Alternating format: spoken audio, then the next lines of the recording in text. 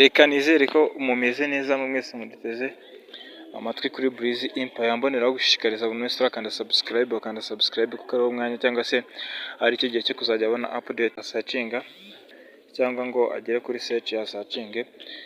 Niyo wana searchinga akandikamo Breezy abona update zose Breezy Empire yagiye gushyirira hanze umunsi ku wundi, isaha ku yindi ndetse umunota ku wundi. Kuba tudatanga update suko zidahari, update zo zirahari nyinshi, ahubwo impamvu nuko turi mu gikorwa cyo kwibuka abacu bazize ubwoko bwabo.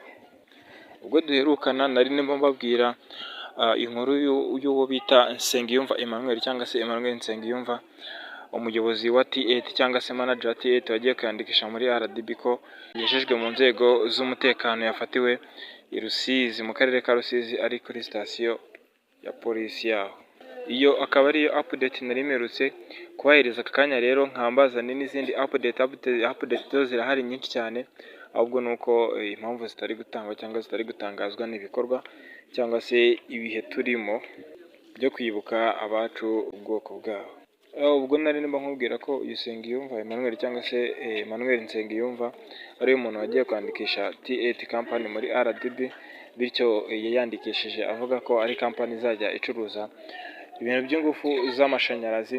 Biza kurangira nyuma yaho yuko ayishinze avuye muri RDB ayihinduyemo ubucuruzi, bityo itangira gucuruza ifaranga mu Rwanda.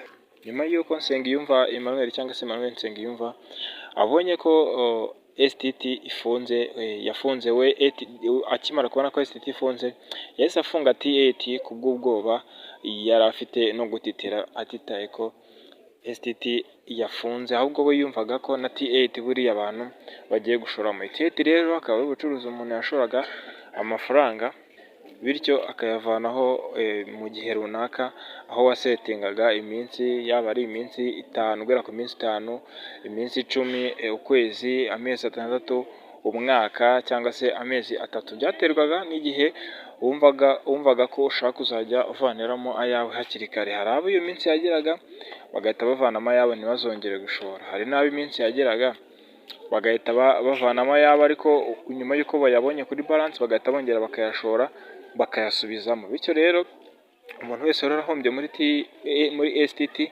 yabonye nta kundi yabigenza cyangwa se nta rindi garuriro afite, nawe ahitamo gushora n'ubundi muri T8. Kimwe n'uko hari abazikoraga zose akavana amafaranga muri STT ahita yakomezanya muri T8 kugira ngo arusheho kubona inyungu zirambye cyangwa se amafaranga menshi, bityo akomeze yiteze imbere. Rero nta kindi, uko byakomeje kugenda murabizi, hashize iminsi umunsi umwe wonyine STT ikimara gufunga, haciyeho umunsi umwe T8 nayo itangira kubikemanga, ubwoba no gutitira, bityo nayo ihita ifata umwanzuro wo gufunga kandi itari muri kampani zahagaritswe. Ahubwo uyu mugabo rero ubwo yamaze gufatwa, until now update ni za zindi, ariko gusa kubwo umutekano wa buri umwe ku bijyanye n'amafaranga ye yari yarashoye, babwire ko leta y'u Rwanda iri kubishyiramo imbaraga cyane bikaze, kandi ko ibyiringiro cyangwa se ibyizere byo kubona amafaranga y'abantu bari barashoye muri STT ndetse na T8, ibyiringiro birahari ko amafaranga yacu agomba kugaruka kandi bidatinze. Bivuga ko rero hari amafaranga agera muri miliyoni 3 ndetse na miliyari 3 yaborotswe muri zino kampani za T8, bityo aborotswe na MTN ndetse na banki nkuru y'u Rwanda. Bivuga ko hasaga izindi miliyari 7 yaburiwe irengero batazi aho yagiye cyangwa se imikoreshereze yayo. Aya rero akaba ariyo mafaranga MTN ndetse na banki y'u Rwanda yaborotse miliyari 3 ndetse hagati ya miliyoni 3 na miliyari 3.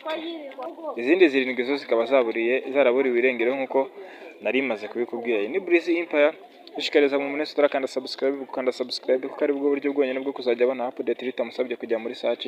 Update yose tuzamuye akazajya ahita ayibona ku murongo ako kanya bitamusabye n'igihe kinini cyane. Update yose izamutse kuri Breezy Empire agomba kuzajya ahita uyibona mu wa mbere, cyane ko gukanda subscribe ari bwo buryo bwonyine bwo kuzajya ubona update nk'uko nkomeza kubikubwira, bitagusabye gukanda muri search. Niba uzi neza ko wari warashoye muri T8 ndetse na STT, icyo ntabwo usaba no gukanda subscribe nk'uko mpora mbibasaba, kuko ari bwo buryo bwonyine bwo kuzajya ubona update Breezy Empire yagushyiriye hanze umunsi ku wundi cyangwa se umunota ku wundi kuri zino kampani za T8 ndetse na STT. Gufatwa kw'aba bayobozi bombi kuko nakomeje kubabwira ko aba bayobozi bombi bafashwe biri mu bintu biri gutanga icyizere cyane ko amafaranga agomba kuboneka vuba bidatinze. STT ndetse na TET ntibikomeze kubatera ubwoba cyangwa se kubashishikaza bibatera ubwoba mu mitima, ahubwo icyo nababwira ni mutuze, leta y'u Rwanda iri kubishyiramo imbaraga, aya mafaranga agomba kuboneka. Nk'uko nababwiye abantu bari barakoze rivazo kuri TET, amafaranga bagiye bayabona kuko MTN yari yarahagaritse, nyuma yaho iragenda cekinga buri kimwe cyose cyari cyarakozwe muri TET n'abantu bagiye bakora rivazo, ihagarikura amafaranga yabo araza.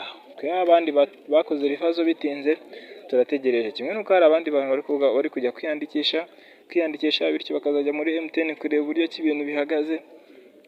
Guys, sinabaca intege, nibyo kimwe nuko nkomeza kubasaba ko abantu bose bavuye muri groupe mwasubiza muri groupe, bityo nabo bakazajya babona update cyangwa se amakuru agezweho umwanya ku wundi cyangwa se isaha ku yindi bitewe na update uko ziri kugenda zihindagurika. Gusa ikindi nababwira ni uko nyuma y'uko nimero ya Jessica igaragaye ndetse n'urubuga rwe rwa Instagram rugaragaye, komenti zakomeje kuba nyinshi zikomeza kumubwira nabi zimutuka, bityo ahitamo guhagarika IG cyangwa se Instagram yakoreshaga.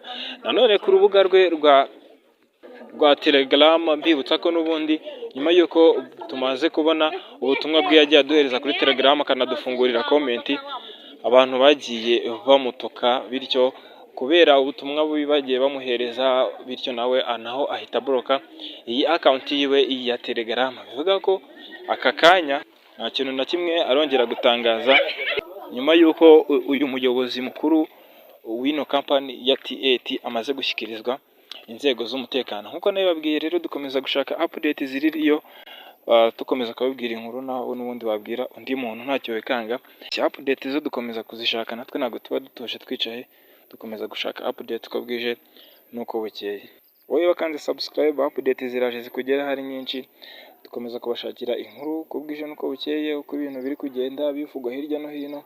Gusa kubwo igikorwa igihugu cyacu kirimo cyangwa se twese turimo nk'abantu tuzi amateka n'uburyo ibintu byagiye bigenda, ntabwo twahita dushyira update hanze tutabanje kureka ibi bikorwa birangire. Gusa aka kanya icyo nabifuriza ni ibihe byiza ndetse no gukomeza kugurwa neza, kandi ikindi ko amafaranga yacu azagaruka vuba aha ngaha, kuko gufatwa kw'aba bayobozi biri bimwe mu bintu biri kugarura icyizere ku banyarwanda ndetse n'abanyamuryango b'izi kampani ebyiri STT ndetse na TET. Bigaragara ko amafaranga azagaruka. Mbabwiza ukuri nk'uko nakomeje kubabwira, leta y'u Rwanda iri kubishyiramo imbaraga bikaze kurusha ibindi byose, kuko nta n'uwari uzi ko aba bayobozi bombi bafatwa. Barafashwe rero, bizatubere byiza, kandi mboneraho kubashishikariza kuzajya mukurikirana update buri umwe wese kuri kampani yashoyemo, yaba ari TET cyangwa se STT, ukamenya update z'uburyo ki ibintu bihagaze.